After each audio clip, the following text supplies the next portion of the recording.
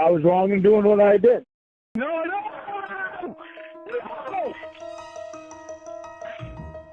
Are you listening? I don't care about fucking money. I know how to live without money. It's not something new to me.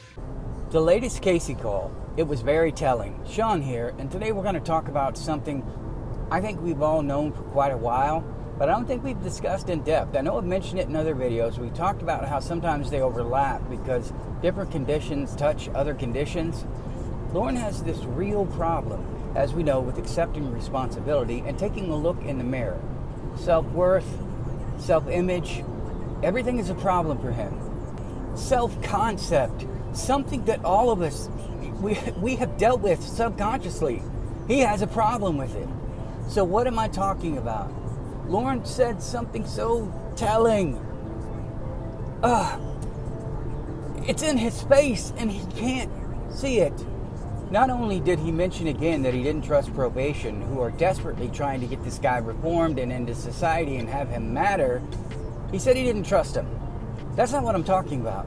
But I would like to say, if somebody ever got in his face and told him with proof and God was standing right next to them, that probation and parole, all of that is there to help us, Lorne, and to fix you, you would look God in the face and go, yeah, well, why'd you create me that way?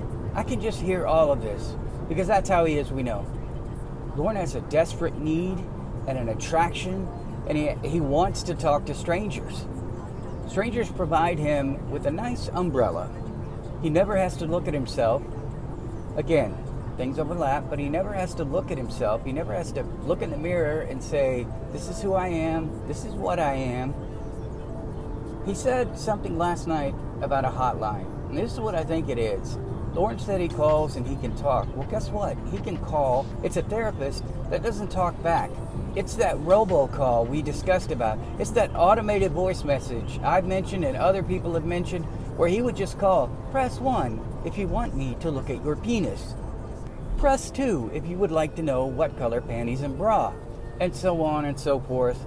But Lorne calls something I think what he was referring to is a listening line.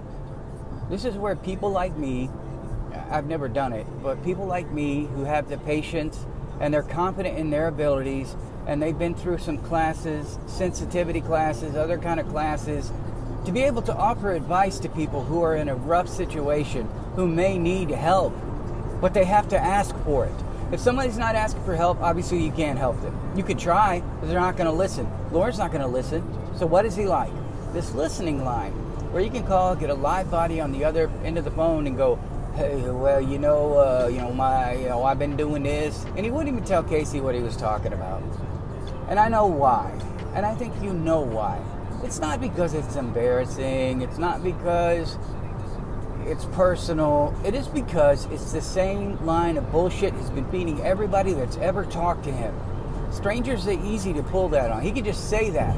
Well, they don't know me. They don't know my past history.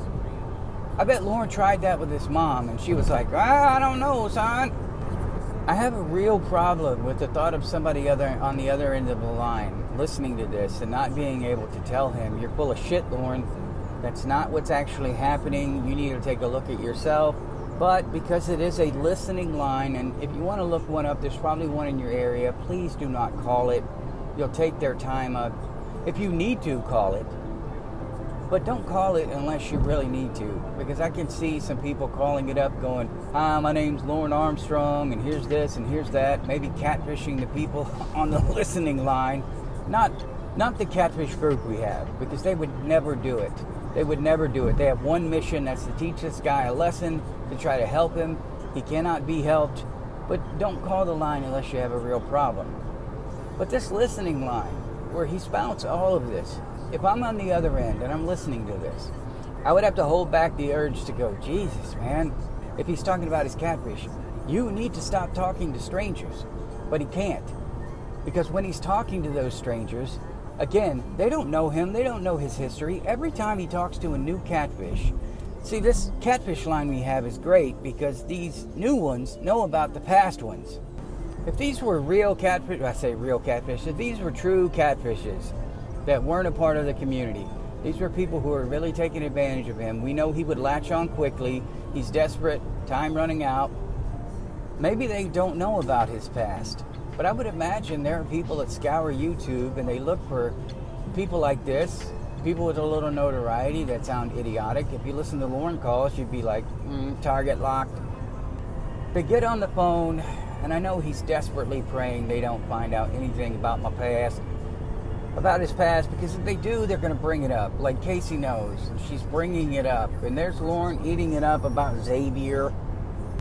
I wonder what would happen, just as a sidebar for a second, if Lorne ever got to speak to Xavier, someone who really talked to him, and maybe just opened up and said, Lorne, you've been catfished.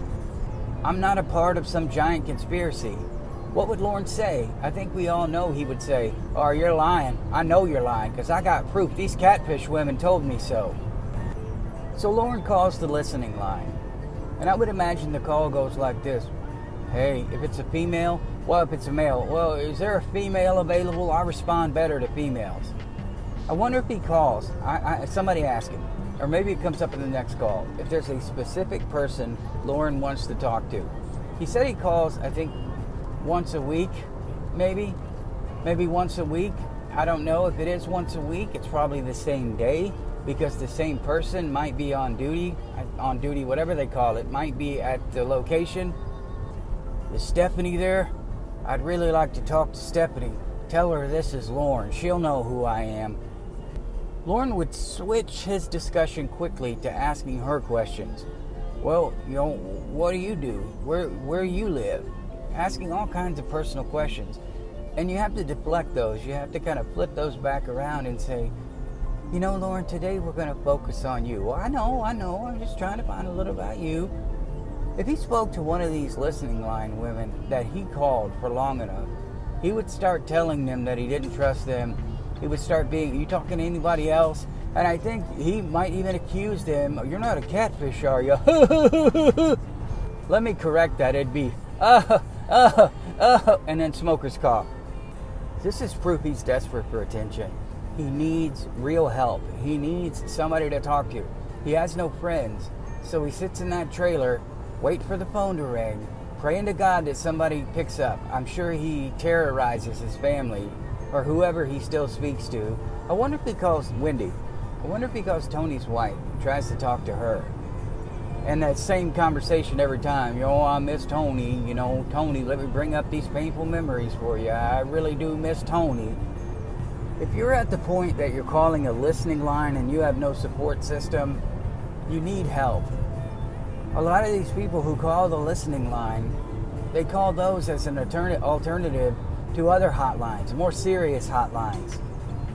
But it appeals to Lorne because those other hotlines, they will make him listen. They will tell him, listen, everything's going to be okay. Here's what you need to do, in my opinion, because they will say, in my opinion, here's what you need to do.